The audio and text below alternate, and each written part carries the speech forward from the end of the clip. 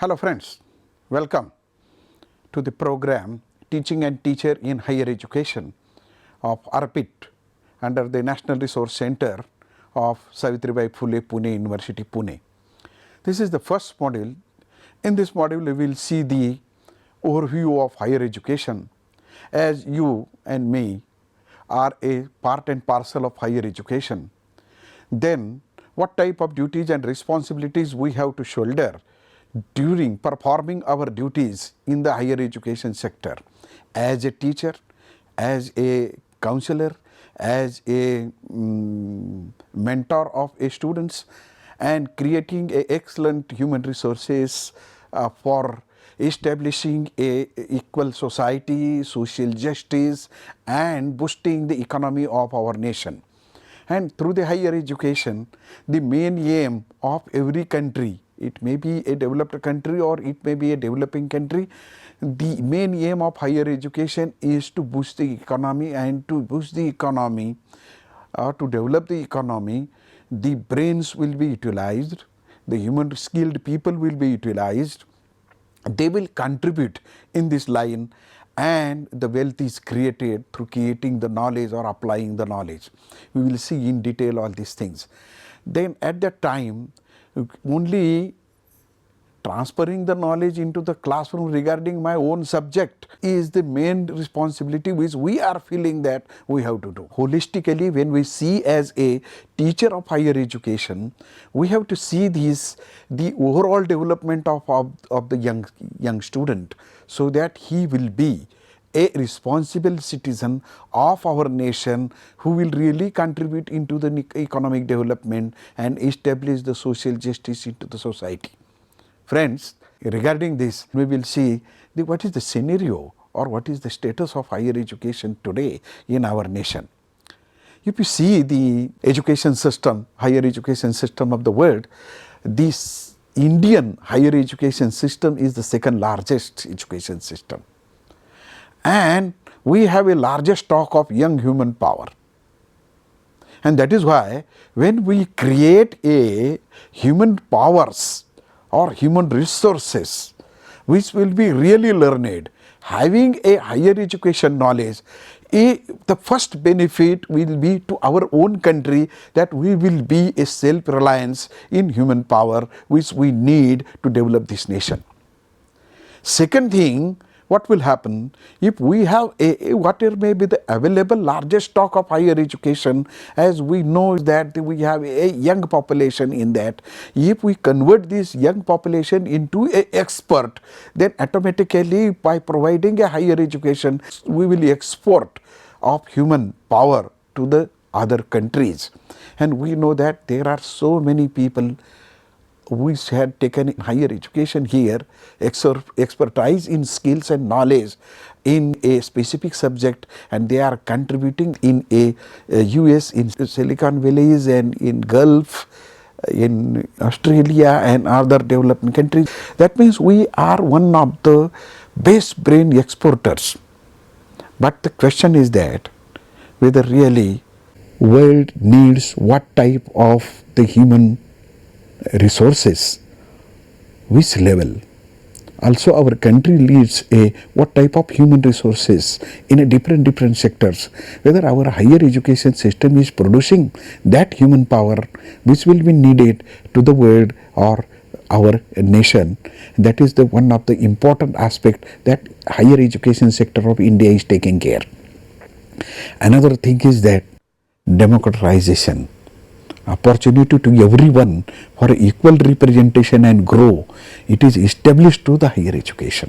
All the universities, if you see the setup, the structure of the universities, and through that what type of leaders we have produced, they are taking care of our nation by leading them, by contributing into administration, by contributing as a expert into the different engineering sectors, technical sectors, in social sciences sectors, in economic sectors, and due to that we are empowering our democracy of this nation.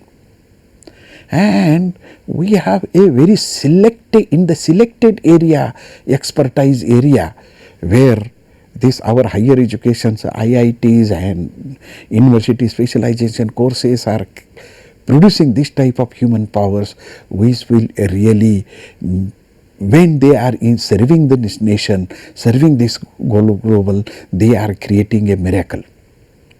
Even though we have a diversity, as India is a subcontinental country, the language diversity and the intellectual diversities, and we have to give the opportunity to everyone in that line, so that inclusive growth of this nation will be realized. And for that purpose, our higher education policies are really in a right direction. And as a responsible teacher of the higher education sector of our nation, the how to convert this diversity into an asset. And for that purpose, you and me has to take the care as a part and parcel of higher education, and in that line, the right direction our higher education is moving. That is the thing. And friends, along with this, we have some challenges also. Now the expansion of higher education, the raising the number of higher education takers, institutions of higher education including universities, colleges and other institutions has been raised. Now the question is that to improve the quality of higher education institute, even though the NAAC is taking care of only the assessing the quality, but improving the quality of each and every, that is why the government has initiated an excellent scheme, the NISTA, which will really taking care of a cluster wise improvement of quality in higher education. Expectation is that through the higher education, everybody who is seeking or want to acquire a higher education, he should get a quality higher education. Another thing is that inequalities are available in different sectors of the society, and how to overcome this inequality is one of the challenge over in front of the higher education system. That you and as a teacher, as an expert in a subject, over and above that, we have to see the challenges of higher education. It may be conducting research, or by coming together, we will find out the solution to it. Different schemes, government also initiating to finish the inequalities in the higher education. Another aspect of challenging in higher education is the inadequacy. How many libraries are available? How many institutions having a top class, excellent quality teachers?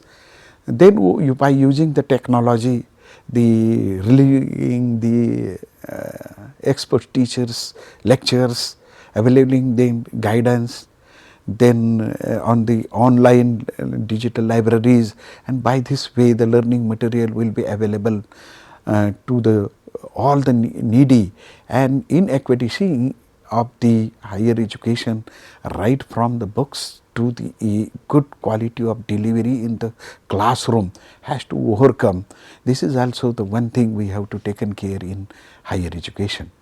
See, democracy and political stability, when we have a learned brains, they contribute in a different way, so they take the different approaches, and everybody will enjoy the benefits of democracy, strengthening the democracy of this nation, so that everybody or members of all the sections of the society will get the equal opportunity to represent themselves in the policy making, in the nation development. That is the one of the important aspect. Then we will see the aspect regarding the reform in higher education. Actually, in 1857, the higher education was introduced, formal higher education. Before that, in ancient India, we also created knowledge. The interesting thing regarding the reform in higher education, we have to see the changing scenario in the higher education. What are the expectations in the 21st century, or after the 2 decades about to be finished? we are expecting that we have to rapidly develop our economy to become a third economy of the globe from the 7th position. And for that purpose, we need to change the frame of total approach of higher education, so that economic achievement will be achieved in few decades. And to overcome the global challenges, that also one of the reform we have to make in our curricula, design, restructuring, governance of higher education, because the globalization and internationalization is one of the factors, or some of the factors which are really influencing the higher education of our nation, and according to that we have to modify our higher education. Also regarding the why we need a reform, in that line we can see that sustainable high level human development we will need, which will be not that the for a temporary one, which will be permanently there. They will change the society, they will change the economy, and in that line we need a human resources which will really change it. And for that purpose we have to change the structure of higher education approaches, even some new sectors we have to get. And in that line we are also experiencing the robotic engineering, the artificial intelligence, and data analysis and big data analysis and all these things. These new sectors are coming very fastly in the higher education arena, and traditional courses are becoming more and more less demanding, but the new are coming. But here we have to see in visualize in the future that what type of new areas are coming, and regarding that what type of services we have to provide in higher education, what type of delivery mode, distance or online or another technology to be introduced in higher education system, so that we can cover up or we can give the scope to the more and more people in higher education which are seeking higher education or expecting to join higher education. Another thing is that the building an equitable systems of education, promising that opportunities for all. We have to give the promise, we have to give the guarantee to everyone that you will get a opportunity to have a higher education in which area you are interested. And for that purpose, the existing system is not enough. Then we have to change the higher education, and in that line also reform are expected.